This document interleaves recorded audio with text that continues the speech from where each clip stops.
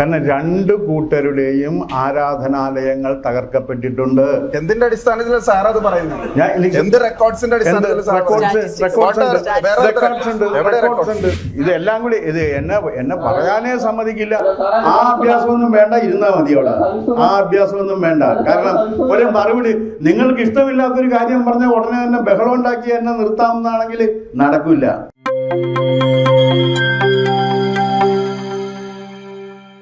ഇത് നമ്മളുടെ Paul exchange എന്ന് പറഞ്ഞിട്ട് ട്രിവാൻഡ്രത്ത് നമ്മൾ നടത്തി. ഒരു 5-6 കോൺസ്റ്റിറ്റ്യുവൻസി എങ്കിലും നമ്മൾ നടത്താൻ ഉദ്ദേശിക്കുന്നുണ്ട്. ഇത് സെക്കൻഡ് പ്രോഗ്രാമാണ്. സോ വിത്തൗട്ട് മച്ച് അഡോ സാറിനോടാണ്. നമ്മളിങ്ങനെയൊക്കെ പറയുമ്പോഴും കോൺഗ്രസ് പറയുന്ന ഒരു ബിഗ്ഗസ്റ്റ് അലിഗേഷൻ എന്താണെന്ന് വെച്ച് കഴിഞ്ഞാൽ ഇടത് സർക്കാരും BJPയും തമ്മിലൊരു അണ്ടർസ്റ്റാൻഡിംഗ് ആണ്. പല ഇടപാടുകളും പല കേസുകളും മുന്നോട്ട് പോകുന്നില്ല. CM-ഉം മോഡിയും തമ്മിലുള്ള അണ്ടർസ്റ്റാൻഡിംഗ് ആണ്. എങ്ങനെ ഇതിന് ഇങ്ങനെ ഒരു ആലിഗേഷനെ നേരിടുന്നത്? മോദിയും പിണറായിയും തമ്മിൽ ഡീലുണ്ട് എന്നുള്ളതിന് നിങ്ങൾക്ക് എന്ത് തെളിവാണുള്ളത്? ആദ്യം അത് പറയും. SNC ലെവലിന്റെ എണ്ണം നോക്കിയാൽ മതി, കേസ് മാറ്റി വെച്ച്. ഞാൻ എന്ന് പറഞ്ഞാലേ അല്ല, സൗകര്യം അനുസരിച്ച് പറയരുത്. കാരണം സുപ്രീം കോടതി മഹത്താണ് എന്ന് പറയുകയും ആ സുപ്രീം കോടതിയാണ് അത് എത്ര വട്ടമാണ് നീട്ടിവെച്ചത്. നാളെ അടുത്ത പറയട്ടെ അടുത്ത ഇത് ഫൈനൽ ഹിയറിംഗ് ആണ്, അന്ന് ഇത് കേൾക്കണം എന്ന് എന്തുകൊണ്ടാണ് സുപ്രീം കോടതി പറയാത്തത്? നിങ്ങളെന്താ അത് ചോദിക്കാത്തത്? അപ്പോൾ അനുകൂലമായി സുപ്രീം കോടതി വിധി വന്ന സുപ്രീം കോടതി മഹത്ത് തങ്ങൾ ആഗ്രഹിക്കുന്ന എന്തെങ്കിലും നടന്നില്ല എന്നുണ്ടെങ്കിൽ അതിൻ്റെ മുഴുവൻ കുറ്റവും മോദിക്ക്. ഇതിനെയാണ് ഇരട്ടത്താപ്പെന്നോ മുത്താപ്പെന്നോ ഒക്കെ പറയാവുന്നത്. ഇനി ഞാൻ ഫ്ലോറിൽ ഓപ്പൺ ചെയ്യട്ടെ ക്വസ്റ്റ്യൻസ്. എൻ്റെ പേര് ഷബീർ അഹമ്മദ്. ഞാൻ ഒരു പ്രവാസിയാണ്. എൻ്റെ ചോദ്യം ഡോക്ടർ രാധാകൃഷ്ണനോടാണ്. 2014 നരേന്ദ്രമോദിയുടെ നേതൃത്വത്തിൽ സർക്കാർ രൂപീകരിച്ചതിന് ശേഷം ഉത്തരേന്ത്യയിൽ മൊത്തത്തിലും ഈ BJP ഭരിക്കുന്ന സംസ്ഥാനങ്ങളിലും ന്യൂനപക്ഷ സമുദായങ്ങൾക്ക് നേരെ ശക്തമായ ആക്രമണങ്ങളാണ് നടന്നുകൊണ്ടിരിക്കുന്നത്. അത് കഴിഞ്ഞ 5 വർഷമായിട്ട് ഈ ആക്രമണങ്ങൾ കൂടുകയാണ് ചെയ്തിട്ടുള്ളത്. ഈ ക്രിമിനൽ ആക്ടിവിറ്റിയെ ഇതുവരെയായിട്ടും പ്രധാനമന്ത്രി എന്ന നിലയിൽ ഉള്ള നരേന്ദ്രമോദി അപലപിക്കുകയോ അരുത് കാട്ടാളന്മാരെ എന്ന് പറയുകയോ ഇത് തെറ്റാണ്, ഇത് ഇങ്ങനെ ചെയ്യാൻ പാടില്ല എന്ന് പറയാനോ മുന്നോട്ട് വന്നില്ല. ഇങ്ങനെയുള്ള ഒരു പാർട്ടിക്ക് കേരളത്തിലെ മതേതര സ്വഭാവമുള്ള ജനാധിപത്യ വിശ്വാസികളായിട്ടുള്ള വോട്ടർമാർ എങ്ങനെ വോട്ട് ചെയ്യും എന്നാണ് താങ്കൾ കരുതുന്നത്? ഒരു ഉപചോദ്യം. അല്ല, ഞാൻ ഇത് പറഞ്ഞിട്ട് ആദ്യം ഉപചോദ്യത്തിന് പിന്നെ ഉപചോദ്യങ്ങളും ആകാം. എന്തായാലും നന്നായി ഇങ്ങനെ ഒരു ചോദ്യം വന്നത്, എനിക്ക് വലിയ ഇഷ്ടമായി. ഈ ന്യൂനപക്ഷങ്ങൾ കഴിഞ്ഞ 10 വർഷമായിട്ട് ഏറ്റവും കൂടുതൽ ആക്രമിക്കപ്പെട്ടിട്ടുണ്ട് എന്നുള്ളതിന് എന്ത് സ്ഥിതിവിവര കണക്കാണ് അങ്ങയുടെ കയ്യിലുള്ളത്? എന്തെങ്കിലും ഉണ്ടോ? ഇല്ല. അപ്പോൾ ഒരു പ്രജുഡ്യൂസ് വെച്ചുകൊണ്ട് അങ്ങ് ചോദ്യം ചോദിക്കുകയാണ്. അല്ല, ന്യൂസ് റിപ്പോർട്ട്സ് ആയിരിക്കും പുള്ളി ഉദ്ദേശിച്ചത്. ഏത് ന്യൂസ് റിപ്പോർട്ട്? വെറുതെ ന്യൂസ് റിപ്പോർട്ടോ അല്ലെങ്കിൽ സോഷ്യൽ മീഡിയയിൽ വരുന്നതല്ലോ, ക്രൈം റെക്കോർഡ്സ് ബ്യൂറോയുടെ റിപ്പോർട്ട് ഉണ്ടല്ലോ, അതെടുത്ത് നോക്കണ്ടേ? അല്ല, അതെടുത്ത് ഇത് ഒന്നുകിൽ നിങ്ങൾ ചോദിച്ച ചോദ്യത്തിന് എന്നെ മറുപടി പറയാൻ അനുവദിക്കണം. നിങ്ങൾ ചോദിച്ച ചോദ്യത്തിന് ഒന്നുകിൽ എന്നെ മറുപടി പറയാൻ അനുവദിക്കണം. അല്ലെങ്കിൽ ഇത് നമ്മൾ തമ്മിൽ ഇവിടെ വെച്ച് തർക്കിച്ച് തീർക്കാനുള്ള വിഷയമല്ല. നിങ്ങളൊരു ചോദ്യം ചോദിച്ചു, ഞാനതിന് മറുപടി പറഞ്ഞു. അപ്പം നിങ്ങൾ ഉടനെ തന്നെ കുറച്ച് സഹിഷ്ണുത കാണിക്ക്. മാനവികതയെക്കുറിച്ചും ജനാധിപത്യത്തെക്കുറിച്ചും ഒക്കെ അല്ലേ പറയുന്നത്. നിങ്ങൾ ചോദിച്ചപ്പോൾ ഞാൻ മിണ്ടാതിരുന്നതല്ലേ? അപ്പം ഞാൻ പറയുമ്പോൾ നിങ്ങൾ കേൾക്കാനുള്ള മര്യാദ വേണം. അതിൻ്റെ പേരാണ് സഹിഷ്ണുത എന്ന്. അത് കാണിക്കണം. സാറ് പറയാനുള്ള പറയും. സാറ് തിരിച്ച് ചോദ്യം ചോദിക്കുമ്പോൾ പുള്ളി തിരിച്ച് മറുപടി പറയും. സാറ് പറയാനുള്ള സാറ് പറഞ്ഞു. അല്ല, എനിക്ക് ചോദ്യം എന്തിൻ്റെ അടിസ്ഥാനത്തിലാണെന്ന് പറയണം. അടിസ്ഥാനമില്ലാത്ത കാര്യങ്ങൾ പറയുമ്പോൾ അത് അടിസ്ഥാനമില്ലാത്തതാണെന്ന് എനിക്ക് പറയേണ്ടി വരും. പറയാതിരിക്കാൻ നിർവാഹമില്ല. ആ നിർവാഹമില്ലാത്തതുകൊണ്ടാണ് പറയുന്നത്. അങ്ങനെ ഒരു മുൻവിധിയോടുകൂടി ചോദ്യങ്ങൾ ചോദിച്ചിട്ട് അതിന് നിങ്ങൾ ആഗ്രഹിക്കുന്ന ഉത്തരം വേണമെന്നാണ് നിങ്ങൾ പറയുന്നത്. അത് നടക്കില്ല. കാരണം നിങ്ങൾ ചോദിച്ച ചോദ്യം അടിസ്ഥാനരഹിതമാണ്. നിങ്ങൾ ചോദിച്ച ചോദ്യം നിങ്ങളുടെ മുൻവിധി വെച്ച് ചോദിച്ചതാണ്. അത്തരത്തിലുള്ള ഒരു ചോദ്യത്തിന് ഞാൻ ഉത്തരം പറയുന്നതല്ല. മണിപ്പൂർ മണിപ്പൂർ കലാപം പറയാം. അതെന്താണ് സംഭവം? ഗോത്രവർഗങ്ങൾ തമ്മിൽ എത്രയോ നൂറ്റാണ്ടുകളായി നടന്നുകൊണ്ടിരിക്കുന്ന കലാപത്തിൻ്റെ തുടർച്ചയല്ലേ അത്? അതിനെ നിങ്ങൾ എങ്ങനെയാണ് ഇത് മതപരമാക്കിയത്? ഗോത്ര സമരത്തിന് നിങ്ങൾക്കറിയാമല്ലോ, ഗോത്രങ്ങൾ എവിടെയെല്ലാം ഉണ്ടായിട്ടുണ്ട്. അവരുടെ ചരിത്രം പരിശോധിച്ച് നോക്ക്. ഗോത്രങ്ങൾ തമ്മിലുള്ള ഗോത്രവൈര്യവും ഗോത്രവൈര്യത്തിൻ്റെ അടിസ്ഥാനത്തിലുള്ള സംഘർഷങ്ങളും ലോകത്ത് പല ഭാഗത്തും അന്നും ഇന്നും എന്നും നടന്നുകൊണ്ടിരിക്കുന്നുണ്ട്. അതിൻ്റെ ഭാഗമായിട്ട് മണിപ്പൂരിലുണ്ട്. Sir sorry to interrupt. ഞാൻ ഈ മണിപ്പൂർ പോയ ഒരാളാണ് ആദ്യ മാസം തന്നെ. അവിടെ വിചിത്രമായ ഈ എത്നിക് കോൺഫ്ലിക്റ്റ് സാറ് പറയുമ്പോൾ കുക്കീസും മേത്തീസും തമ്മിലുള്ള ഒരു എത്നിക് കോൺഫ്ലിക്റ്റ് ദശാബ്ദങ്ങളായി ഉണ്ടെന്നാണ് പറയുന്നത്. പക്ഷെ സാർ അതിൽ രസകരമായ ഒരു കാര്യം, ഈ മുഴുവൻ തകർക്കപ്പെടുന്നത് പള്ളികൾ, ക്രിസ്ത്യൻ പള്ളികൾ മാത്രമാണെന്നുള്ളതാണ്. അവിടെ ഈ എത്നിക് കോൺഫ്ലിക്റ്റിൽ മേത്തീസിൻ്റെയും കുക്കീസിൻ്റെയും മുഴുവൻ ആരാധന നടത്തുന്ന സ്ഥാപനങ്ങളും ക്രിസ്ത്യൻ പള്ളികളാണ്. എന്തുകൊണ്ടാണ് നമ്മുടെ പ്രധാനമന്ത്രി ഇത്രയും നാളായിട്ട് മണിപ്പൂർ, ലോകത്തിൽ എല്ലായിടത്തും പോകുന്ന പ്രധാനമന്ത്രി എന്താണ് മണിപ്പൂർ ഒന്ന് പോകാൻ കൂട്ടാക്കാത്തത് എന്നാണ് എൻ്റെ വിനീതമായൊരു ചോദ്യം. അല്ല, മണിപ്പൂരിൽ ഇത് ഒന്നാമത്തെ കാര്യം, ഇത് തെറ്റാണ് ഈ പറഞ്ഞത്. കാരണം രണ്ട് കൂട്ടരുടെയും ആരാധനാലയങ്ങൾ തകർക്കപ്പെട്ടിട്ടുണ്ട്. എന്തിന്റെ അടിസ്ഥാനത്തിൽ സാർ അത് പറയുന്നത്? എന്ത് റെക്കോർഡ്സിന്റെ അടിസ്ഥാനത്തിൽ?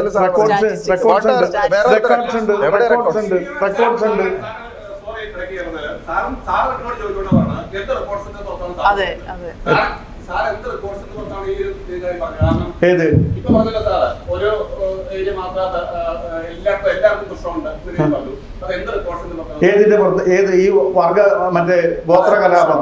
അല്ലല്ല, ഒരു വിഭാഗത്തിന്റെ ഒരു വിഭാഗത്തിന്റെ മാത്രമല്ല, രണ്ട് വിഭാഗത്തിന്റെയും തകർക്കപ്പെട്ടിട്ടുണ്ട് എന്നുള്ളത്. അല്ല, നിങ്ങള് അല്ല എന്ന് നിങ്ങൾ അന്വേഷിക്കൂ. അതല്ല എന്നുള്ളതിന്റെ ഒരുപാട് തെളിവുകൾ പുറത്തു വന്നിട്ടുണ്ട്. അത് മുഴുവൻ ഇപ്പൊ കൊണ്ടുവന്ന് ഞാൻ അവതരിപ്പിക്കണോ? നിങ്ങളൊരു ചർച്ച വെക്കും, ഞാൻ തെളിവുമായിട്ട് വരാം. അല്ല, ഇതെല്ലാം കൂടി എന്നെ പറയാനേ സമ്മതിക്കില്ല. ആ അഭ്യാസമൊന്നും വേണ്ട, ഇരുന്നാ മതി അവിടെ. ആ അഭ്യാസമൊന്നും വേണ്ട. കാരണം ഒരു മറുപടി, നിങ്ങൾക്ക് ഇഷ്ടമില്ലാത്തൊരു കാര്യം പറഞ്ഞാൽ ഉടനെ തന്നെ ബഹളം ഉണ്ടാക്കി എന്നെ നിർത്താമെന്നാണെങ്കിൽ നടക്കില്ല. അല്ല, നടക്കില്ല അത്.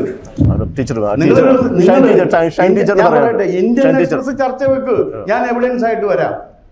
ഇതിലിപ്പോ ഇതായിരുന്നു സബ്ജക്ട്, ഇതിന് എവിഡൻസുമായിട്ട് വരണമെന്ന് ഇന്ത്യൻ എക്സ്പ്രസ് എൻ്റെ അടുത്ത് ആവശ്യപ്പെട്ടിട്ടില്ല. ആവശ്യപ്പെട്ടിരുന്നെങ്കിൽ ഞാൻ അതുമായിട്ട് വരുമായിരുന്നു. ടീച്ചറിന് എന്താ പറയാ? എനിക്ക് തോന്നുന്നത് ഇതിപ്പോ ഓരോരുത്തർക്ക് പറയാനുള്ളത് പറയാൻ അവസരം കൊടുക്കുക എന്നുള്ളതായിരിക്കും നല്ലത്. കാരണം ഡിബേറ്റായിട്ട് നടത്തിയാൽ ഇതൊരു ആരോഗ്യകരമായ ഡിബേറ്റായിട്ട് അവസാനിക്കില്ല. കാരണം ചില ചോദ്യങ്ങൾക്ക് മറുപടി പറയാൻ പ്രയാസമുണ്ട് എല്ലാവർക്കും. അപ്പം അത് നിങ്ങൾക്കും അറിയാൻ പറ്റും. അത് ഒഴിവാക്കുന്നതായിരിക്കും നല്ലത്. അപ്പം നമുക്ക് പറയാനുള്ളൊരു അവസരം ഉണ്ടാക്കുക. 3 മാസക്കാലം ഒരു സംസ്ഥാനം നിന്ന് കത്തിയിട്ട്, 6 മാസത്തേക്ക്, അതെ, അല്ല, ആ സമയത്ത് ഏറ്റവും തീവ്രമായി ഒരു 79 ദിവസം നിന്ന് കത്തിയൊരു സംസ്ഥാനം ഇപ്പോഴും തുടരുകയാണ്. നിന്നത് ഞാൻ പറയണില്ല. കത്തിയിട്ട് അതിനെ അടിച്ചമർത്താൻ, അതിനെ നിയന്ത്രിക്കാൻ ഒരു ഭരണകൂടത്തിന്, എല്ലാ പവറുമുള്ള ഒരു ഭരണകൂടത്തിന്, എന്താ പറയുക, ഹാർഡ് പവറും ഉണ്ട്, സോഫ്റ്റ് പവറും ഉണ്ട് കയ്യിൽ, കഴിഞ്ഞില്ല എന്ന് പറഞ്ഞാൽ അതിനെന്താ മറുപടി? എന്ത് മറുപടിയാണ്? ഇനി അതിനെക്കുറിച്ചൊരു വാക്ക് ഇന്ത്യൻ പാർലമെന്റിലോ പൊതുവെയോ സംസാരിക്കാൻ 3 മിനിറ്റ് അവസാനം 2-3 മാസങ്ങൾക്ക് ശേഷം. സാറേ, ഇത് പറയുമ്പോൾ കക്ഷി രാഷ്ട്രീയം ആണെന്ന് വിചാരിക്കരുത്. ചിലപ്പോൾ ഒരു പരിധി ഉണ്ടാവാം. പക്ഷേ മനുഷ്യർ എന്നുള്ള നിലയ്ക്ക്, ഇന്ത്യയിലെ ജനങ്ങൾ എന്നുള്ള നിലയ്ക്ക് വളരെ ഭയവിഹ്വലതയോടുകൂടിയാണ് പറയുന്നത്. ഇനിയും എങ്ങനെയാണ്? ഇപ്പോൾ 2002 ഗുജറാത്തിൽ 2000-ലേറെ വംശഹത്യകളാണ് അവിടെ നടന്നത്. ഗർഭിണിയായ സ്ത്രീ, അതിൻ്റെ ഇപ്പോൾ കേസ്, ബിൽക്കിസ് ബാനു കേസൊക്കെ നമ്മുടെ മുന്നിലുള്ളതല്ലേ? ഇത് മീഡിയയല്ലേ പല കാര്യങ്ങളും നമ്മളെ അറിയിക്കുന്നത്. പിന്നെ national sample survey organisation, statistics, ഇതൊന്നും പുറത്തേക്ക് വിടുന്നില്ല. എങ്ങനെയാണ് ആളുകൾക്ക് ഈ കാര്യങ്ങൾ അറിയാൻ സാധിക്കുക? അപ്പോൾ പിന്നെ അറിയാനുള്ള ഒരു സോഴ്സ് എന്ന് പറഞ്ഞാൽ ജനാധിപത്യത്തിൻ്റെ 4th എസ്റ്റേറ്റ് എന്ന് പറയുന്ന മീഡിയ തരുന്ന വിവരങ്ങളാണ്. അല്ലാതെ വേറൊരു മാർഗ്ഗമില്ല. ഗവൺമെൻറ് അതിനുള്ള ഒരു സോഴ്സ് നമുക്ക് തരുന്നില്ല. അപ്പോൾ അതുകൊണ്ട് വേറെ ഒന്നും പറയുന്നില്ല. മനുഷ്യർക്ക് സമാധാനത്തോടുകൂടി സ്വസ്ഥമായി, പ്രത്യേകിച്ച് ഞങ്ങൾ സ്ത്രീകൾക്ക് കണ്ടല്ലോ മണിപ്പൂര്, ചോരയൊലിച്ച സ്ത്രീകൾ, എത്രയോ വേദനയോടുകൂടിയാണ് ആളുകൾ ഇത് കാണുന്നത്. അതിനൊരു പരിഹാരം ഞങ്ങൾ അതാണ് ആവശ്യപ്പെടുന്നത്, മറ്റൊന്നുമല്ല. ഇവിടെ നമുക്കെല്ലാവർക്കും ജീവിക്കണം. അതിൽ ജാതിയും മതവും ഒക്കെ അവരവരുടെ സ്വകാര്യതയാണ്, ഭരണഘടന ഉറപ്പുവരുന്ന റൈറ്റാണ്. അപ്പൊ അതുകൊണ്ട് സ്വസ്ഥമായി സമാധാനത്തോടു കൂടി രാജ്യത്ത് എല്ലാവർക്കും ജീവിക്കണം. പ്രത്യേകിച്ച് അതിൽ ഏറ്റവും കൂടുതൽ ആക്രമിക്കപ്പെടുന്ന സ്ത്രീകളും കുട്ടികളും പ്രായമായവരും. ഇത് സീസ്ഫയർ ചെയ്യാൻ വേണ്ടിയിട്ടാണ് ഞാൻ പറയുന്നത്. നമ്മൾ ഈ മണിപ്പൂരായിട്ട് പോയി കഴിഞ്ഞാൽ ഇന്ത്യൻ എക്സ്പ്രസിന്റെ ചർച്ച ഒരിടത്തും എത്തൂല. പക്ഷെ സാർ യാഥാർത്ഥ്യമാണ്. അല്ല അങ്ങനെയൊന്നും പറയരുത്. അല്ല ഞാൻ അങ്ങനെ നിങ്ങൾ ചർച്ച പറഞ്ഞിട്ട് യാഥാർത്ഥ്യം അല്ല, ഞാൻ അംഗീകരിക്കുന്നില്ല. ഒരു ഡബിൾ എഞ്ചിൻ സർക്കാർ, നിങ്ങൾ പറയുന്ന ഡബിൾ എഞ്ചിൻ സർക്കാരാണ്. മണിപ്പൂരിൽ BJP, സെൻട്രലിൽ BJP. ലോകത്തിലെ ഏറ്റവും പവർഫുൾ ആയിട്ടുള്ള പ്രൈം മിനിസ്റ്റർ ആണ് നരേന്ദ്രമോദി. അമിത് ഷാ ഏറ്റവും വലിയ പവർഫുൾ ആയിട്ടുള്ള ഹോം മിനിസ്റ്റർ. ഇവർക്ക് വിചാരിച്ചിട്ട് അവിടുത്തെ കലാപം അവസാനിപ്പിക്കാൻ പറ്റിയില്ല, അടിച്ചമർത്താൻ പറ്റിയില്ല എന്ന് പറയുന്നത് എന്ത് നീതിയാണ് ഇവിടെ ഈ രാജ്യത്ത്? Let's move on. Sir, let's move on. അടുത്ത ക്വസ്റ്റ്യൻ ആരാ? സാറിന് ചോദിക്കാനുള്ള ചോദിച്ചോളൂ. സാർ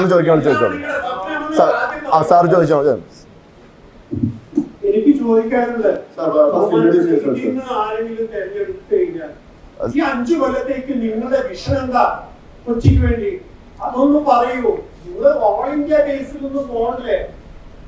ഇത് തർക്കിക്കാനുള്ള ഒരു അവസരമായിട്ട് കിട്ടിയ അവസരം നിങ്ങൾ പാഴാക്കുന്നത് എന്തിനാ? ഒരു റിക്വസ്റ്റ് ഉള്ളത്, ഇപ്പൊ മെട്രോ റെയിൽ വന്നു. What is your next 28 kilometre ആയി രണ്ടാമത്തെ ആശയമുണ്ട്. അത് എത്ര സമയബന്ധിതമായി പൂർത്തിയാക്കുമോ? അത് എടുക്കേണ്ടത് സെൻട്രൽ നിങ്ങളാണ്, എംപിമാരാണ് ഈ ഏറ്റെടുക്കേണ്ടത്. മൂന്നാമത്തെ പാതമുണ്ട് നമ്മുടെ എയർപോർട്ട്. നാലാമത്തെ ഞാൻ നിങ്ങളോട് പറയാണ്, അതിന്റെ ഇത് നമുക്ക് വൈപ്പിൽ നിന്ന് അണ്ടർഗ്രൗണ്ട് ആയിട്ട് ഫോർട്ട് കൊച്ചി കണക്ടിവിറ്റി വരണം. ഇന്നിപ്പോ ഡൽഹിയിൽ എത്ര കിലോമീറ്റർ ആയി? ഒരു ഓൾട്ടർനേറ്റീവ് ട്രാൻസ്പോർട്ട് സിസ്റ്റം അല്ലേ, മാസ് റാപ്പിഡ് ട്രാൻസ്പോർട്ട് സിസ്റ്റം. അതൊക്കെ തിങ്ക് ചെയ്യൂ.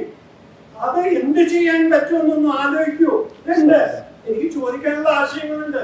ഇവിടെ 110 സെന്റ് ഏക്കർ ഭൂമി അവിടെ കിടപ്പുണ്ട്. എന്താ വിഷയം?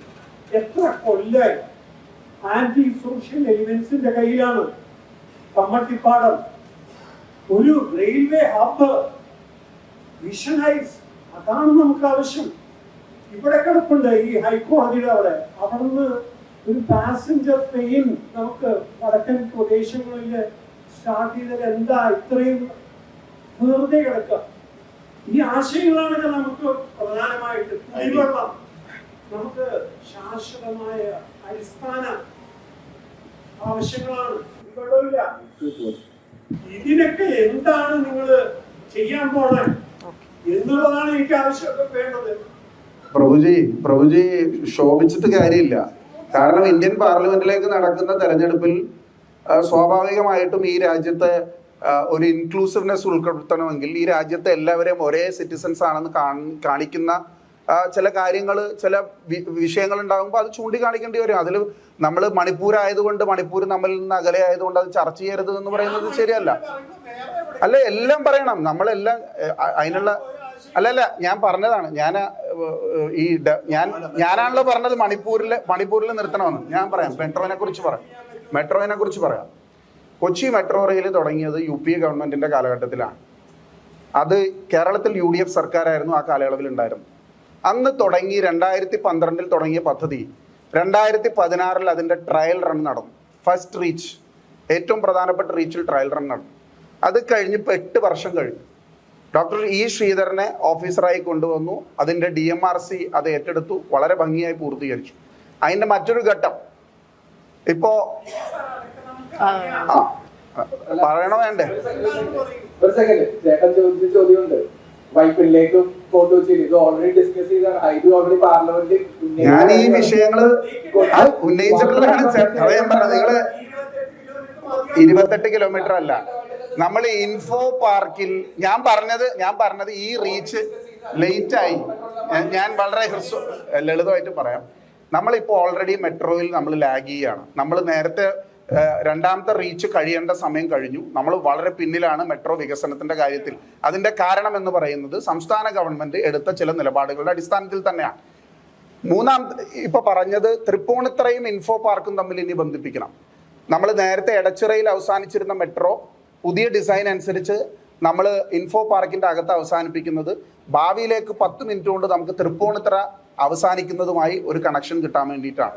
നെടുമ്പാശ്ശേരിയിലേക്ക് വേണം, പശ്ചിമ കൊച്ചിയിലേക്ക് വേണം, ഇതെല്ലാം വേണം. ഇതിന്റെ കമേഴ്ഷ്യൽ ഫീസിബിലിറ്റിയും കൂടി നോക്കണം. കാരണം ടിക്കറ്റ് കളക്ട് ചെയ്ത് യാത്രക്കാരിൽ നിന്ന് മാത്രം നമ്മൾക്ക് ലാഭമുണ്ടാക്കാൻ മെട്രോയെ കൊണ്ട് സാധിക്കില്ല. അപ്പം മെട്രോ മറ്റ് മോഡ്സ് എന്താണ്, യാത്രക്കാരെ കൂടാതെ അതിന്റെ കമേഴ്ഷ്യൽ എസ്റ്റാബ്ലിഷ്മെന്റ്സ് എന്താണ് എന്നുകൂടി പരിശോധിച്ചിട്ട് മെട്രോ എക്സ്പാൻഷന്റെ കാര്യത്തിൽ ആർക്കും ഒരു തർക്കമില്ല. എന്തുകൊണ്ട് കേന്ദ്ര സർക്കാർ അനന്തമായി ഇതിന്റെ PIB ക്ലിയറൻസും സെൻട്രൽ ക്യാബിനറ്റിന്റെ ക്ലിയറൻസും വൈകിപ്പിച്ചു? 2 തവണ ഞാൻ പാർലമെന്റിൽ, ഞാൻ അർബൻ ഡെവലപ്മെന്റ് സ്റ്റാൻഡിംഗ് കമ്മിറ്റിയിലെ ഒരു അംഗം കൂടിയാണ്, 2 തവണ ഇത് പാർലമെന്റിൽ പ്രസംഗിച്ച ഒരു വിഷയമാണ്. താങ്കൾ പറഞ്ഞ കുടിവെള്ള പദ്ധതി, നമ്മുടെ അമ്മമാര് വൈപ്പിനിൽ നിന്ന് കുടിവെള്ള കുടങ്ങളുമായിട്ട് ഹൈക്കോടതിയിൽ വന്ന് സമരം ചെയ്യുമായിരുന്നു. ഹഡ്കോ പദ്ധതി വന്നു, ഇപ്പോഴും അത് പര്യാപ്തമാണെന്ന് ഞാൻ പറയുന്നില്ല. പക്ഷെ കുടിവെള്ളം പൈപ്പുകളിൽ എത്തിത്തുടങ്ങി. നമ്മൾ ഇല്ല ഉള്ളതുപോലെ പറയണമല്ലോ. State of the art transportation, നിങ്ങൾ എല്ലാവരും പറഞ്ഞു മെട്രോ MG റോട്ടിൽ കൂടി വരുമോ എന്ന് ചോദിച്ചു. മെട്രോ വന്നു. മെട്രോ വേഗത കൂട്ടണം, ലൈൻസ് എക്സ്പാൻഡ് ചെയ്യണം.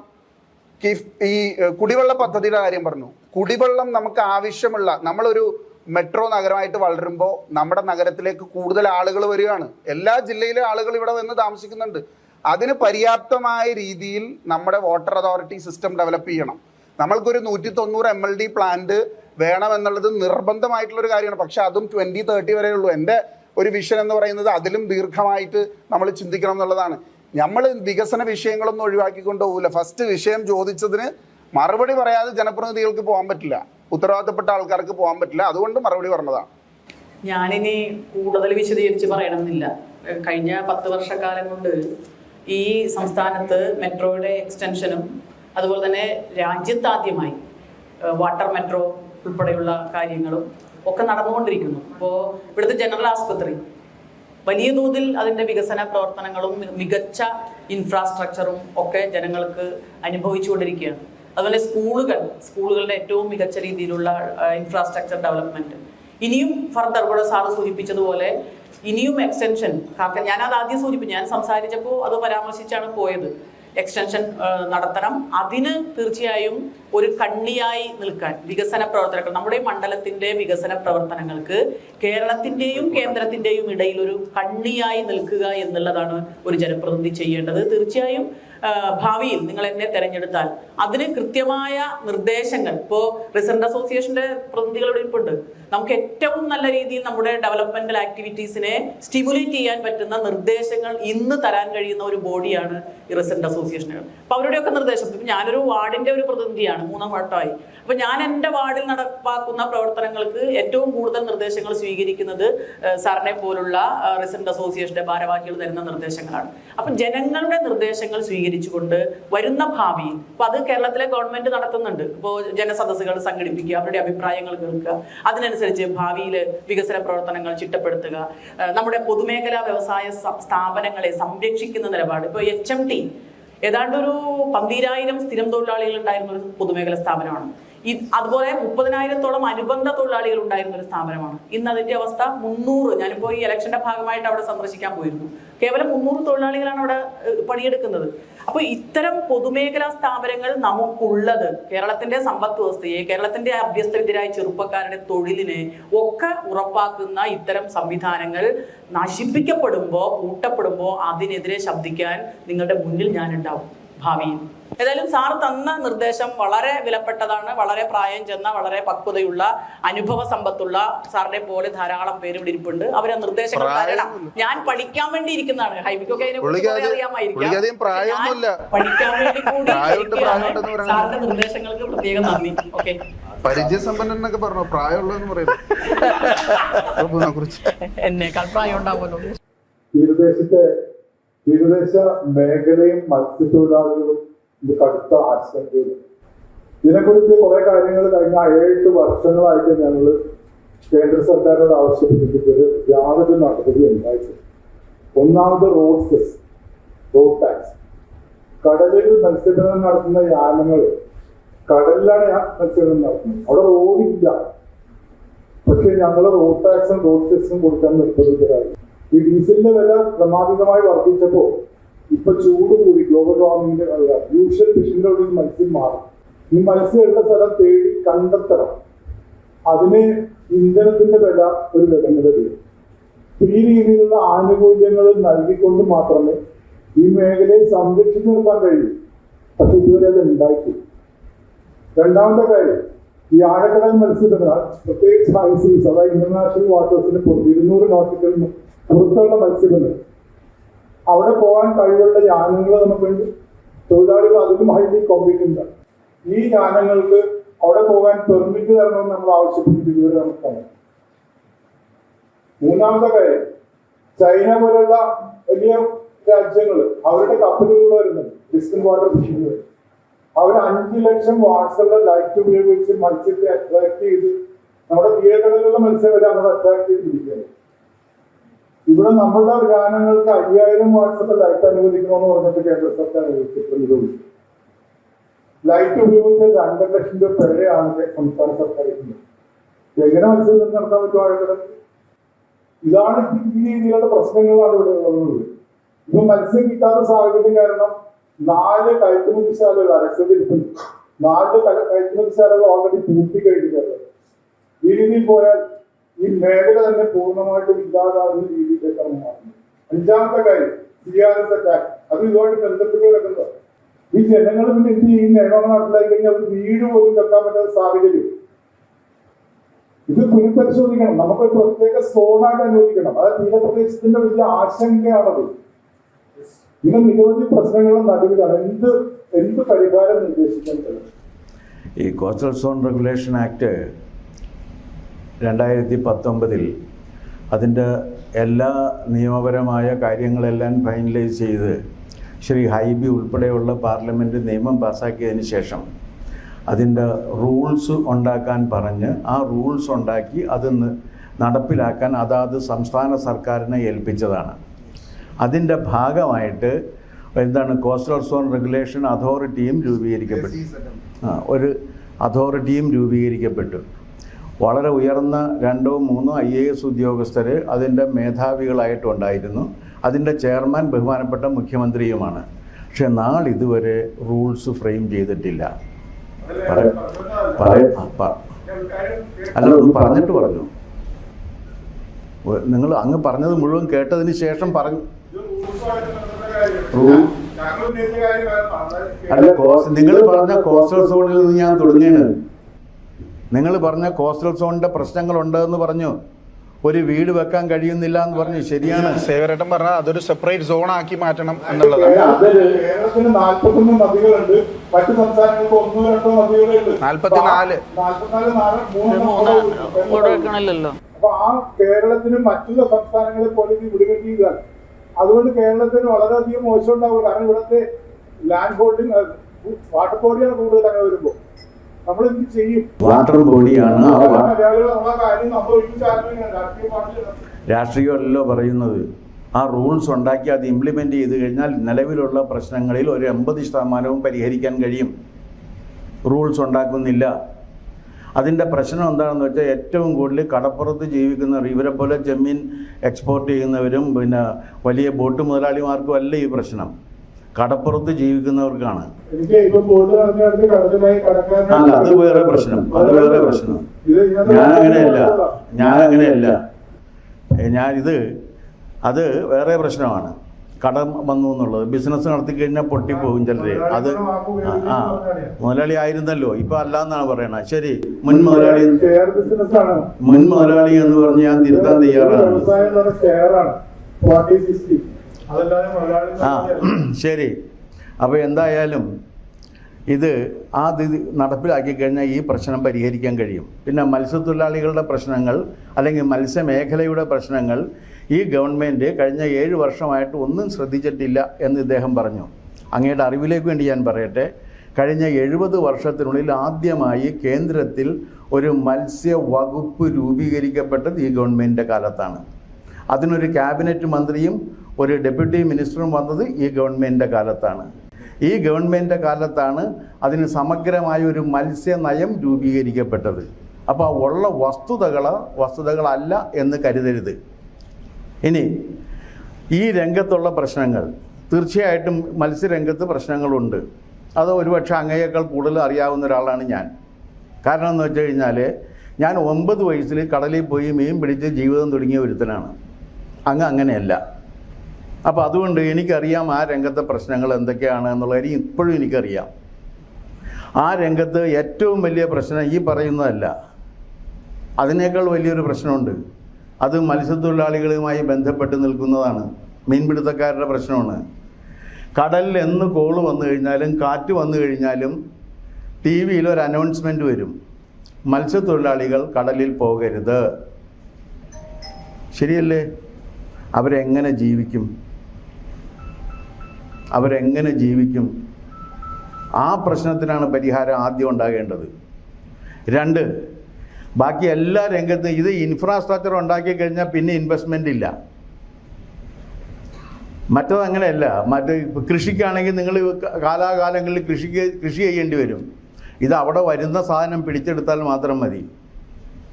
അതിൻ്റെ പഠനം കാണിക്കുന്നൊരു കാര്യം, യഥാർത്ഥത്തിൽ സമുദ്ര വിഭവങ്ങളിൽ നമ്മൾ 15% മാത്രമേ നമ്മൾ ഉപയോഗിക്കുന്നുള്ളൂ. ബാക്കി 85% കൂടി എങ്ങനെ ഉപയോഗിക്കാൻ കഴിയും എന്നതിനെക്കുറിച്ച് ആലോചിക്കണമെന്നാണ് ആ മത്സ്യനയത്തിൽ പറയുന്നത്. രത്നഗർഭ എന്നാണ് പണ്ട് സമുദ്രത്തെ പറഞ്ഞിരുന്നത്. രത്നഗർഭ എന്നാണ് പറഞ്ഞിരുന്നത്. കാരണം അത്രയേറെ വെൽത്തുള്ളതാണ് സമുദ്രം. ആ സമുദ്രത്തിൻ്റെ വെൽത്ത് നമുക്ക് എങ്ങനെ ശാസ്ത്രീയമായി ഉപയോഗിക്കാൻ കഴിയും എന്നതിനെക്കുറിച്ച് ഇതുവരെ കാര്യമായ പഠനങ്ങൾ നടന്നിട്ടില്ല. അത് നടക്കണം. അതിനാണ് ഈ വകുപ്പ് ഉണ്ടാക്കിയിട്ടുള്ളത്. അപ്പോൾ അങ്ങ് ദയവ് ചെയ്തിട്ട് അതൊന്ന് വായിച്ച് നോക്കണം എന്നാണ് എനിക്കിത് സംബന്ധിച്ച് പറയാനുള്ളത്. ഇത് സംബന്ധിച്ചൊരു ഡിബേറ്റാണ് ഇന്ത്യൻ എക്സ്പ്രസ് ലക്ഷ്യമാക്കുന്നതെന്നുണ്ടെങ്കിൽ ഞാൻ അതിനും തയ്യാറാണ്. അങ്ങ് പറഞ്ഞതെല്ലാം ശരിയാണ്. ഒരു മിനിസ്ട്രി സ്വന്തമായിട്ട് വരികയൊക്കെ ചെയ്തിട്ടുണ്ട്. 2 പ്രാവശ്യത്തെ മിനിസ്റ്റേഴ്സിനെ ഞങ്ങൾ കണ്ടതാണ്. ഏതാണ്ട് 11 റെപ്രസെൻറ്റേഷൻസും ഈ 2 പ്രാവശ്യമായിട്ട് മിനിസ്റ്റേഴ്സിന് ഞങ്ങൾ കൊടുത്തതുമാണ്. നാളെ ഇതുവരെ ഇതൊന്നും പരിഗണിക്കപ്പെട്ടിട്ടില്ല. അതായത് ദുഃഖകരമായ സത്യമായിട്ട് ഇന്നും നിലനിൽക്കുന്നു. ഈ ചോദ്യങ്ങൾ എൻ്റെ ഒരു അഭിപ്രായമാണ്. എനിക്ക് പോകാൻ സമയമായി. ഞാൻ പറഞ്ഞിരുന്ന സമയം കഴിഞ്ഞു. ഞാൻ ഫിഷറീസ് ആയതുകൊണ്ടൊന്നും പറഞ്ഞേക്കാം.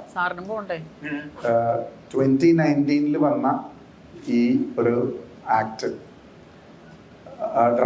ആ ഡ്രാഫ്റ്റിന് കേരള സ്റ്റേറ്റ് മറുപടി കൊടുക്കാൻ വൈകി എന്നുള്ളതൊരു യാഥാർത്ഥ്യമാണ്. മുളവുകാട്, ചേരാനെല്ലൂർ, എറണാകുളം ജില്ലയിലെ 10 സംസ്ഥാനത്തെ 66 പഞ്ചായത്തുകൾക്ക് CRZന്റെ എക്സംഷൻ 20 മീറ്ററാക്കി ചുരുക്കി കോർപ്പറേഷൻ പരിധിയിലെ പോലെ ഒരു ആനുകൂല്യമുണ്ട്.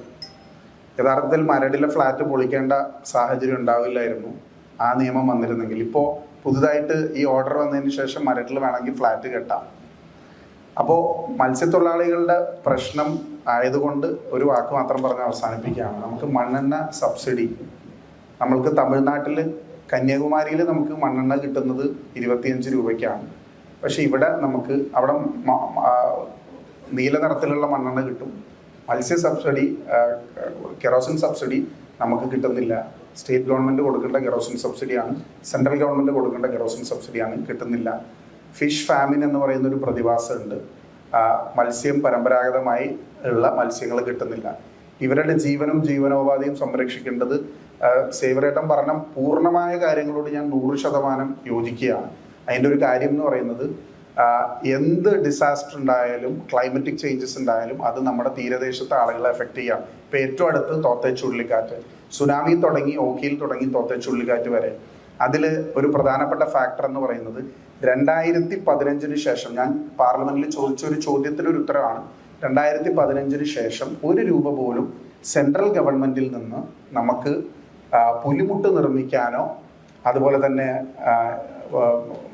കടൽ ഭിത്തി പണിയാനോ നമുക്ക് ലഭിച്ചിട്ടില്ല. സംസ്ഥാന സർക്കാർ അങ്ങനെ ഒരു പ്രപ്പോസലും കൊടുത്തിട്ടില്ല. ഇത് രണ്ടും യാഥാർത്ഥ്യമാണ്. അത് ഒരു പ്രധാനപ്പെട്ട ആശങ്കയാണ്. തീരദേശത്തുള്ള ആളുകൾ എല്ലാ ദുരിതവും പേറുന്ന ആളുകളാണ്. ഇപ്പോൾ സീ ഫുഡ് എക്സ്പോർട്ടിങ്ങിൻ്റെ കാര്യത്തിൽ ഏതാണ്ട് ഒരു തീരുമാനം ഇപ്പോൾ ആയിട്ടുണ്ട്. ലേറ്റസ്റ്റ് ഡെവലപ്മെൻറ്റ് നിങ്ങൾ എല്ലാവരും അറിഞ്ഞിട്ടുണ്ടാകും. നമ്മൾ ഭൂ നിയമത്തിൽ വലിയ കാര്യമായ മാറ്റമില്ലാതെ Andhra is one of the biggest now. നമ്മൾ ഉണ്ടായിരുന്ന സ്ഥാനം ഇപ്പോൾ ആന്ധ്രയിലാണ്. അതിൻ്റെ കാരണം ബനാമി ചെമ്മീനൊക്കെ അവർ കൃഷി ചെയ്യുന്നതുകൊണ്ടാണ്. ആ രീതിയിൽ ഭൂനിയമത്തിൽ മാറ്റം ഉണ്ടാക്കിയാൽ മാത്രമേ ഫിഷ് പ്രോൺ കൾട്ടിവേഷൻ കേരളത്തിൽ ഉണ്ടാവുകയുള്ളൂ. അതുണ്ടെങ്കിൽ മാത്രമേ നമ്മൾക്ക് ഇനിയുള്ള കാലത്ത് നമുക്ക് ഈ മേഖലയിൽ നിന്ന് എംപടയുടെ കണക്കനുസരിച്ച് മുന്നോട്ട് പോകണമെങ്കിൽ അത് ആവശ്യമാണ്.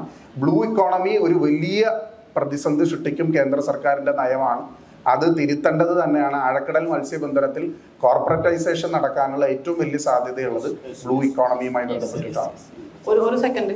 അല്ല, ഇതിന് ഇവിടെ ചേട്ടൻ പറഞ്ഞ കാര്യം വളരെ അർത്ഥവത്തായ കടൽ തീരത്ത് കടലുമായി ഉപജീവന മാർഗം ബന്ധപ്പെട്ട് ജീവിക്കുന്ന സാധാരണ ഫീഡിംഗ് ഷെഡ് തൊഴിലാളികൾ മുതൽ അതിൽ പ്രവർത്തിക്കുന്ന വലിയ ആളുകൾ വരെ അനുഭവിക്കുന്ന പ്രശ്നമാണ്.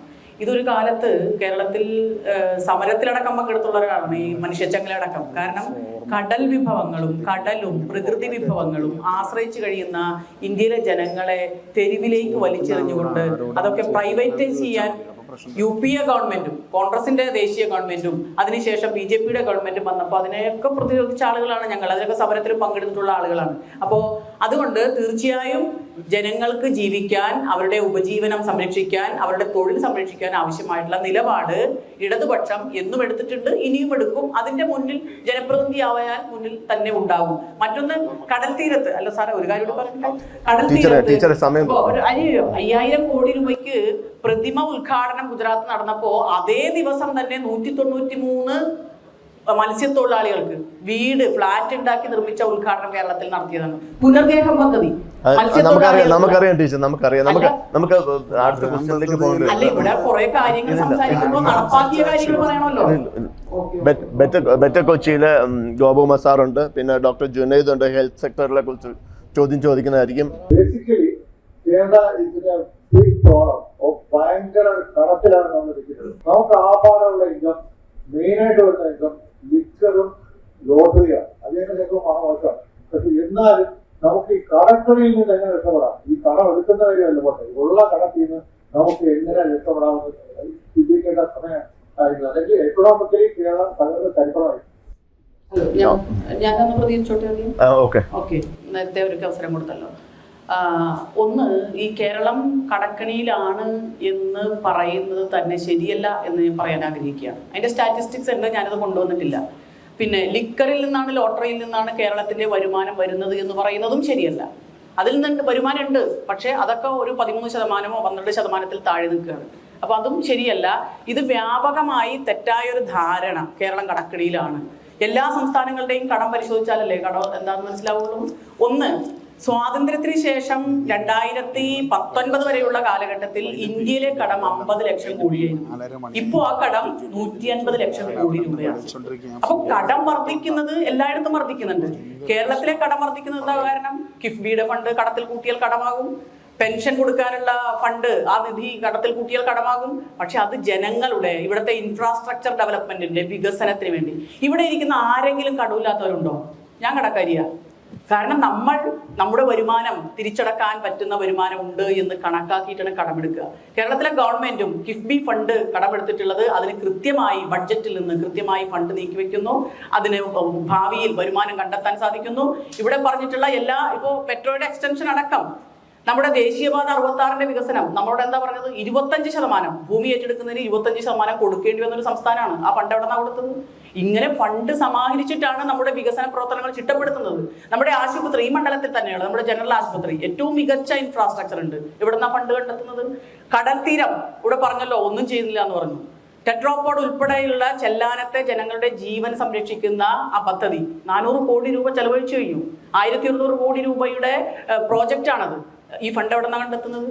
മേൽപ്പാലങ്ങൾ, ഏറ്റവും മനോഹരമായ സ്റ്റേറ്റ് റോഡുകൾ, ഇതൊക്കെ നടക്കുന്നത് ഈ ഫണ്ട് ഉപയോഗിച്ചാണ്, കടം വാങ്ങിയിട്ടാണ്. ആ കടം വാങ്ങുമ്പോൾ ഇവിടുത്തെ ഡെവലപ്മെന്റ്, ജനങ്ങൾക്ക് ജോലി, അവരുടെ വികസനം നോക്കൂ. ഇതൊക്കെയാണെങ്കിൽ നമ്മൾ നമ്പർ 1 ആരോഗ്യത്തിൽ, വിദ്യാഭ്യാസത്തിൽ, വ്യവസായ സംരംഭത്തിൽ, മികച്ച വ്യവസായത്തിൽ, ഏറ്റവും സമാധാനപൂർണമായി ജീവിക്കാൻ പറ്റുന്ന ഒരു സാമൂഹ്യ സാമ്പത്തിക സാഹചര്യമുള്ളത് ഈ സ്റ്റേറ്റിലാണ്. അപ്പോൾ അതുകൊണ്ട് കടമെടുക്കുന്നത് നമ്മുടെ വളർച്ചയ്ക്ക് വേണ്ടിയാണ്. ഈ സംസ്ഥാനം വളർന്നുകൊണ്ടിരിക്കുകയാണ് എന്ന് തന്നെയാണ് പറയാനുള്ളത്. എൻ്റെ പേര് മനോജ്. ഞാനൊരു ട്രെയിനറാണ്, എറണാകുളത്ത് കച്ചവടം ചെയ്യുന്നതാണ്. ഞാനൊരു 3-4 വർഷമായിട്ട് കണ്ടു വരുന്നൊരു പ്രവണത എന്താ വെച്ചാൽ, ഈ എറണാകുളം സിറ്റിയിലകത്ത് ഒക്ടോബർ മാസങ്ങളിൽ മഴ പെയ്യിച്ചു കഴിഞ്ഞാൽ ഇവിടെ മുഴുവൻ ഫ്ലഡിങ് ആണ്. ഞങ്ങൾ ഈ ഫ്ലഡുമായിട്ട് ബന്ധിപ്പിച്ച് ഒത്തിരി പ്രവർത്തിച്ചിട്ടുണ്ട്. പക്ഷേ ഒരു റിലീഫും ഇന്നേ വരെ ഫ്ലഡിങ് കിട്ടിയിട്ടില്ല. 2022 ഒക്ടോബറിൽ പെയ്ത മഴയിൽ 250 കോടി രൂപയാണ് ഇവിടുത്തെ കച്ചവടക്കാർക്ക് നഷ്ടമായത്. അതിന് സർക്കാർ ഒരു പൈസ കോമ്പൻസേഷൻ കൊടുത്തിട്ടില്ല. കഴിഞ്ഞ വർഷം ഇത് കുറെ കൺട്രോൾ ചെയ്ത് നിർത്തി. പക്ഷെ ലാസ്റ്റ് പെയ്ത മഴ അതും ഈ ഒക്ടോബർ മാസം അതിന് കുറെ നഷ്ടമാണ്. പക്ഷെ ആദ്യത്തെ അത്ര നഷ്ടമാണ്. പക്ഷെ ഇത് സ്ഥിരം എല്ലാ കൊല്ലവും ഈ ഒക്ടോബർ മാസത്തിൽ ഫ്ലഡിങ് ഉണ്ടാവും. അപ്പൊ ഇതിനൊരു എന്താണ് നിങ്ങളുടെ ഒരു വിഷൻ ഇതിൻ്റെ അകത്ത്? കാര്യം ഞാൻ ഒരു കാര്യം കൂടി പറഞ്ഞു, ഈ ഏപ്രിൽ 26-ാം തീയതി ഇതുപോലത്തെ മഴ പെയ്താൽ ഇതെല്ലാം മാറി പറയും, ശരിയല്ലേ? അപ്പൊ അതിന്റെ വിഷയം ഒന്ന് പറഞ്ഞാൽ കൊള്ളാം. സാർ ഇവിടെ സൂചിപ്പിച്ച കാര്യം, ഞാൻ എൻ്റെ ഇലക്ഷൻ ക്യാമ്പയിനുമായിട്ട് ബന്ധപ്പെട്ട് ഈ ടൗണിൽ ഇറങ്ങിയപ്പോൾ, കളമശ്ശേരി, എറണാകുളം പോലുള്ള ടൗണിൽ ഇറങ്ങിയപ്പോൾ ജനങ്ങൾ പറഞ്ഞ ഒരു യാഥാർത്ഥ്യമാണ്. തീർച്ചയായും വെള്ളക്കെട്ട് ഈ എറണാകുളം മണ്ഡലത്തിൻ്റെ പ്രധാനപ്പെട്ട ഹൃദയഭാഗങ്ങൾ നേരിടുന്ന ഒരു വിഷയം തന്നെയാണ്. അപ്പോൾ അതിന് സ്റ്റേറ്റ് ഗവൺമെൻറ്റും നമ്മുടെ കൊച്ചി കോർപ്പറേഷനും ഉൾപ്പെടെ ഇടപെട്ടിട്ടാണ് ഓപ്പറേഷൻ ബ്രേക്ക് ത്രൂ നടപ്പാക്കിയത്. അതിൻ്റെ ഭാഗമായി കഴിഞ്ഞ വർഷക്കാലത്ത് നമ്മൾ അതിനു മുൻപ് അനുഭവിച്ചതിനേക്കാൾ വളരെ കുറച്ച് ബുദ്ധിമുട്ടേ അനുഭവിച്ചുള്ളൂ. പക്ഷേ എല്ലാ സ്ഥലങ്ങളിലേക്കും ഇതിൻ്റെ ഒരു എന്താ പറയുക ഒരു സൊല്യൂഷൻ ആയിട്ടില്ല. അത് നടപ്പാക്കുന്നതിൽ മുൻപന്തിയിൽ ഞാനുണ്ടാകും. സാർ പിന്നെ ചില നിർദ്ദേശങ്ങൾ തന്നാൽ നല്ലതാണ് കേട്ടോ. എന്താണ് അതിനൊരു പരിഹാരം? അങ്ങനെയാണല്ലോ, ഇവിടെ നിന്ന് മാത്രം പറയലല്ലോ, ജനങ്ങളിൽ നിന്നുള്ള നിർദ്ദേശം കേൾക്കാൻ കൂടി ആഗ്രഹിക്കുന്നു. അതിനു വേണ്ടി കേന്ദ്ര സംസ്ഥാന ഫണ്ടുകൾ വാങ്ങി വിനിയോഗിച്ച് ഈ മണ്ഡലത്തിലെ ജനങ്ങളുടെ കൂടെ ഉണ്ടാകുമെന്നാണ് ഈ അവസരത്തിൽ പറയാറുള്ളത്. Last question. എൻ്റെ പേര് പ്രകാശ് അയ്യറാണ്. ഞാൻ Kochi chamber of commerce and ഇൻഡസ്ട്രിയെ റെപ്രസെന്റ് ചെയ്ത് വന്നിരിക്കുകയാണ്. ടീച്ചർ സംസാരിക്കുമ്പോൾ കൊച്ചിൻ പോർട്ടിന്റെ തുറമുഖത്തിന്റെ കാര്യങ്ങളൊക്കെ സംസാരിക്കുന്നത് ടീച്ചർ മനസ്സിലാക്കിയിട്ടാവും സംസാരിക്കുന്നത് മനസ്സിലാവുന്നത്. കൊച്ചിൻ തുറമുഖത്തിന്റെ ഇപ്പൊ ഈ വിഴിഞ്ഞം ഇന്റർനാഷണൽ സീപോർട്ടോട് വരുന്നതിന്റെ ഭാഗമായി കൊച്ചി തുറമുഖം ഇനിയും പുറകോട്ട് പോകും എന്നുള്ളൊരു രീതിയാണ് നമ്മൾ കണ്ടുവരുന്നത്. അപ്പൊ ടീച്ചർക്ക് അതിനെ കുറിച്ച് എന്താണ് പറയാനുള്ളത്? കാരണം ഇപ്പൊ ഞാൻ പറയുകയാണെങ്കിൽ നമ്മൾ ഈ അങ്കമാലി ആളുകൾ ഇൻഫ്രാസ്ട്രക്ചർ ഡെവലപ്മെന്റിനെ കുറിച്ച് സംസാരിച്ചപ്പോൾ ഞാൻ സ്ഥിരമായിട്ട് തൃശ്ശൂരും പാലക്കാടും കോയമ്പത്തൂരും പോകുന്ന ഒരാളാണ്. ഈ അങ്കമാലി ആ ഒരു 1.5 കിലോമീറ്റർ സ്ട്രെച്ചില് ഒരു 5 സിഗ്നൽസ് ഉണ്ട്. ഇത് ക്രോസ് ചെയ്യാൻ 1.5 മണിക്കൂർ വരും. അപ്പൊ ഇതിന്റെ കോസ്റ്റിംഗ് ലോജിക്കൽ കോസ്റ്റസ് വളരെ കൂടി വരുന്ന ഒരു സാഹചര്യമാണ്. അപ്പൊ അങ്ങനത്തെ കാര്യങ്ങളിൽ ടീച്ചറുടെ നിലപാട് എന്തായിരിക്കും? ഇൻഫ്രാസ്ട്രക്ചർ ഡെവലപ്മെന്റ് പറഞ്ഞാൽ വെറുതെ നമ്മൾ ഈ കാണുന്നത് മാത്രമല്ല, പുറത്തേക്കുള്ള കണക്ടിവിറ്റിയുടെ കാര്യവും അതുപോലെ കൊച്ചി തുറമുഖത്തിന്റെ കാര്യത്തിലും എന്തായിരിക്കും ടീച്ചറുടെ നിലപാട് എന്നാണ് എനിക്കറിയേണ്ടത്. പുറകോട്ട് പോവാന്ന്. തീർച്ചയായിട്ടും ഇപ്പോൾ കൊച്ചിൻ പോർട്ട് അനുഭവിക്കുന്ന ഇപ്പോഴത്തെ ഒരു പ്രശ്നം, ഡ്രഡ്ജിങ് നടക്കുന്നതിന്റെ ഉത്തരവാദിത്വം മൊത്തം സംസ്ഥാനത്തിന്റെ തലയിലേക്ക് വെച്ച് തന്നിരിക്കുകയാണ്. അപ്പം അതുകൊണ്ട് തന്നെ അവിടെ ഒരു വലിയ പ്രയാസം നേരിടുന്നുണ്ട്. അതുപോലെ താങ്കൾ സൂചിപ്പിച്ചതുപോലെ നമ്മുടെ ഐലൻഡിൽ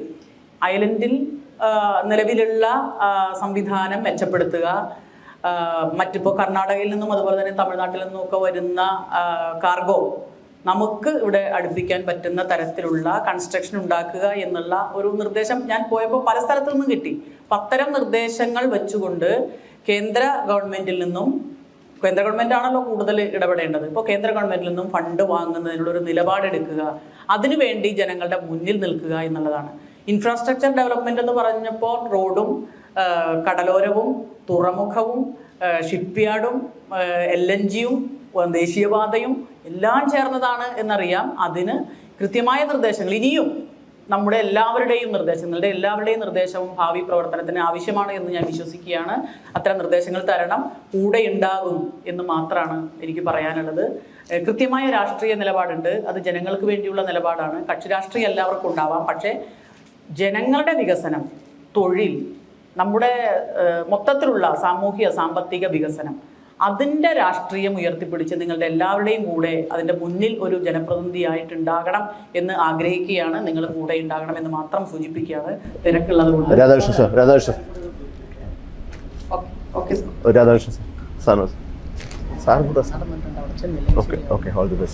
അവസാനം വന്നാൾ എന്ന നിലക്ക് അവസാനം വരെ ഇരിക്കാനുള്ളൊരു ബാധ്യത സ്വാഭാവികമായി നിങ്ങൾ പ്രതീക്ഷിക്കും. പക്ഷേ എനിക്ക് ഇതിനകത്ത് എന്നോടുള്ള ചോദ്യം എന്നോടല്ല, അദ്ദേഹം ചോദ്യകർത്താവും പോയെന്നോണം ഇല്ലേ? ആ ചോദ്യം കൊച്ചിൻ പോർട്ട് പുറകോട്ട് പോവാണ്, വല്ലാർപാടം പോർട്ട് വരുന്നത്. വല്ലാർപാടം വന്നപ്പോൾ പുറകോട്ട് പോകുമ്പോൾ നമ്മുടെ മൊത്തം തുറമുഖത്തിൻ്റെ കാര്യത്തിൽ എന്ത് വികസനം ഉണ്ടെന്ന് ആണ് പരിശോധിക്കേണ്ടത്. അതുകൊണ്ട് കൊച്ചിൻ പോർട്ട് മാത്രം വികസിക്കണം, വല്ലാർപാടം വികസിക്കരുത്, അങ്ങനെ ഒരു സമീപനം എടുക്കാൻ പറ്റില്ല. രണ്ടും എങ്ങനെ പോകുന്നു എന്നുള്ള കാര്യമാണ് നോക്കേണ്ടത്. അതിൽ നമുക്ക് മൊത്തത്തിൽ വികസനം ഉണ്ടാകുന്നുണ്ടോ എന്ന കാര്യം സ്റ്റാറ്റിസ്റ്റിക്സ് വെച്ച് പരിശോധിക്കേണ്ടതാണ്. Okay, let's wind up. Thank you everyone for coming here. Thank you, sir.